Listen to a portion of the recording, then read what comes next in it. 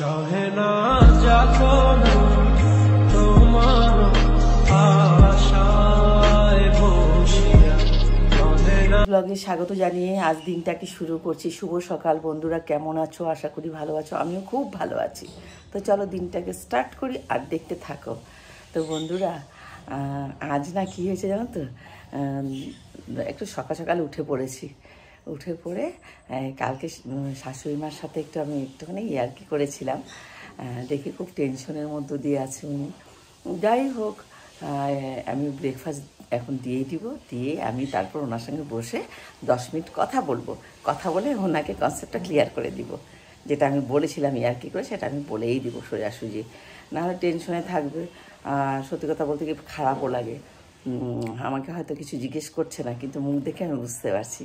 তো চলো এখন তাড়াতাড়ি কাজকর্ম সেরে ব্রেকফাস্টটা বানাবো, বানিয়ে মাকে ব্রেকফাস্টটা দেবো, আর দিয়ে 10 মিনিট 15 মিনিট বসবো। বসে ওনার সাথে আমি কথা বলবো আর বলবো যে আমি তোমার সাথে পুরোটাই মজাক করছিলাম। আমি ওইভাবে তোমাকে ছেড়ে কখনোই যাব না।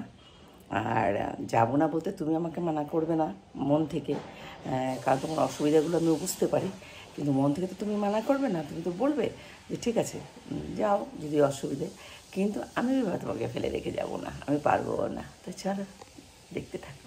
সুন্দর ধরপড়ি। আজকে তো আমার কোনো এমপ্লয় নেই, তাই এখন আমি যে সকাল সকাল চা নিয়ে, সকাল না একটু দেরিও হয়ে গেছে, শাশুড়ি মাকে দিয়েছি আর আমি নিয়ে নিয়েছি। আমরা এখন চাটাকে ঝটপট কাজে লেগে যাবে। তো চলো। তো বন্ধুরা, 3-4 দিন কষ্ট করার পর আজকে মিস্ত্রি এসে এখন দেখো একদম ওপেন করে রেখে গেছে। আর আমি এখন কিছুই করতে পারবো না, কারণ বেসিনের কলটা খুললে হয়তো জলটা পুরো হয়তো ভিতরে চলে আসবে। যাই হোক, একবারে করাটাই ভালো। ঝটপট আজকে কিছু সেরকম করতে পারবো না, কারণ আমাকে সবটা দিক সামলাতে হবে। তাই আমি বাটার আর ব্রেড রেখে দিয়েছি। আর এখানে দেখো চা হচ্ছে, এই হচ্ছে ব্রেকফাস্ট। আর চিপস করে দেবো। তেলটা গরম হয়ে গেছে আর আমি একজনকে দিয়ে দিয়েছি, আবার এখানে বসিয়ে দিয়েছি। বন্ধুরা দেখতে থাকে।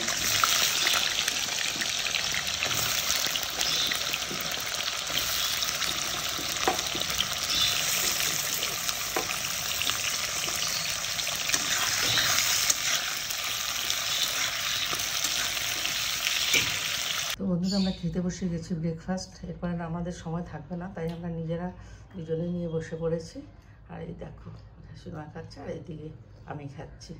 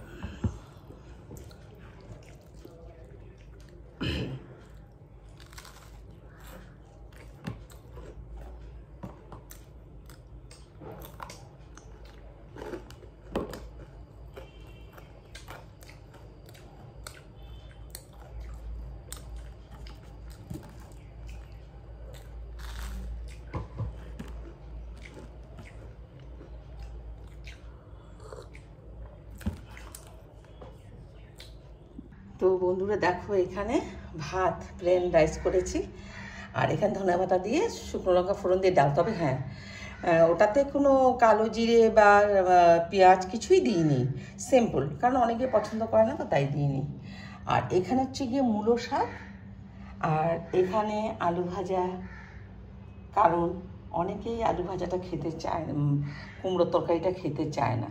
ঠিক আছে, এই কুমড়ো তরকারিটা যে খাবে না তার জন্যই সেই আলু ভাজাটা। আর কুমড়োটার তরকারিটাও অনেকে ভালোবাসে। এটাতে কী দিয়েছি জানো তো? এটাতে দিয়েছি হলো গিয়ে আদা কুচি, রসুন, গোটা গোটা রসুন, পেঁয়াজ, আর সামান্য আলু কুমড়ো দিয়ে কাঁচা লঙ্কা শুকনো লঙ্কা দিয়ে করেছি। এটা হচ্ছে গিয়ে স্যালাড। আর যেটা আমি করতে যাচ্ছি, ইলিশ মাছ রেখে দিয়েছি বন্ধুরা, আমি একটু বাদে করব, একদমই একা। আর এখানে কাটা পোনাও রেখে দিয়েছি দেখো। তো অনেকেই ইলিশ মাছটা খেতে চায় না, কারণ ইলিশ মাছটা ঘরের জন্য অবশ্য, কিন্তু যেহেতু খেতে চায় না, তার জন্য ওই কাটাপোনা করে দিব।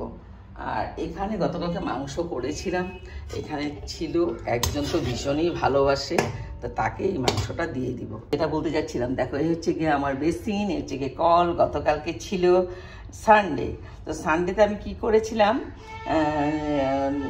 সানডেতে না আমি ইয়ে করেছিলাম, কি বলে, তাড়াহুড়ো করে আমি রান্না করবো, করে টোরে সব কিছু ঠিকঠাক করবো। নিচের দিকে যে পাইপটা থাকে না, সেই পাইপটা না ভেঙে গেছে জানো বন্ধুরা। ভেঙে যাওয়াতে আমি এখন একটা বালতি বসিয়ে দিয়েছি, বালতিতে আমি হাত ধুয়ে নিয়ে সেই বালতির জলটা আবার গিয়ে দূরে গিয়ে ফেলে দিতে হচ্ছে এরকম।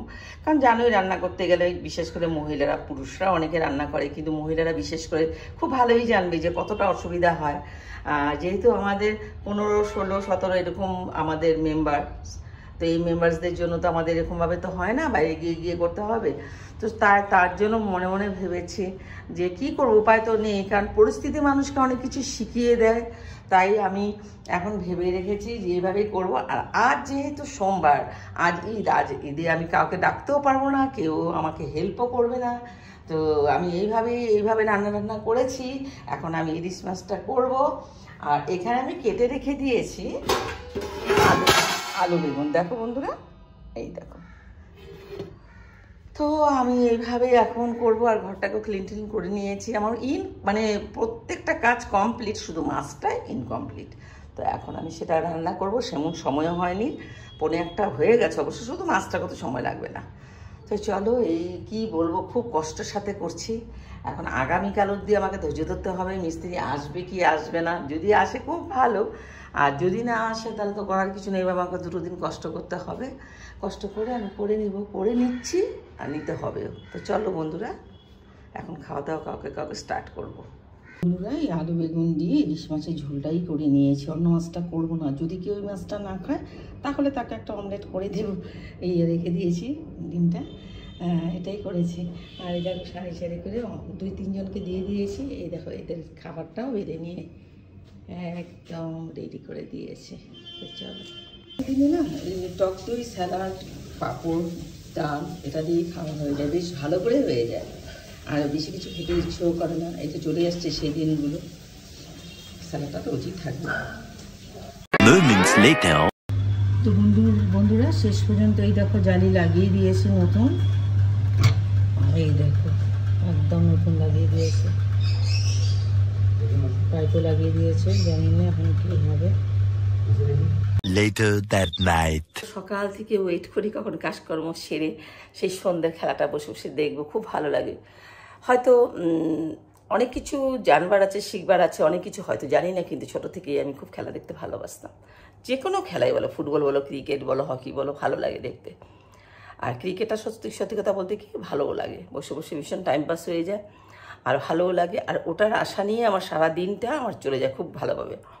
তো আমি এখন সারাদিন পর দুপুর আজকে অনেকক্ষণ রেস্ট নিয়েছিলাম, রেস্ট নিয়ে সন্ধ্যাবেলা চা বানিয়ে খেয়ে পুজো টুজো দিয়ে সেরে নিয়েছি খেলা দেখতে বলবো বলে।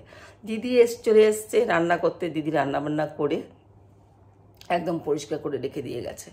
তো যেটা আমাকে করতে হবে সেটা তো আমাকে করতেই হবে, নিজের হাতে যেটা, সেটা করে নিয়ে সবাইকে খাইয়ে দিয়ে একদম গুছিয়ে গেছে, চলে এসছে সরাসরি বেডরুমে।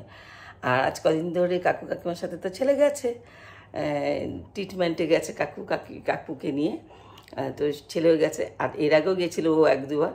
আর ওকে একবার কলকাতাও পাঠিয়েছিলাম একটা এঙ্গেজমেন্টের মানে বিয়েতে, ওটা অবশ্য 1 দিন না 2 দিন দূরার ছিল, কিন্তু খুব অসুবিধা ছিল ওই সময়। আমার ফার্স্ট টাইম যে আমি একদম একা থাকবো, কিন্তু খারাপ লেগেছিলো। কিন্তু এখন কি হয় জানো তো, এখন তো ছেলেও বড় হয়ে গেছে, ছেলেও আস্তে আস্তে ওর ভবিষ্যৎ একটা হবে, যাই তো আমাকে তো একা চলতেই হবে।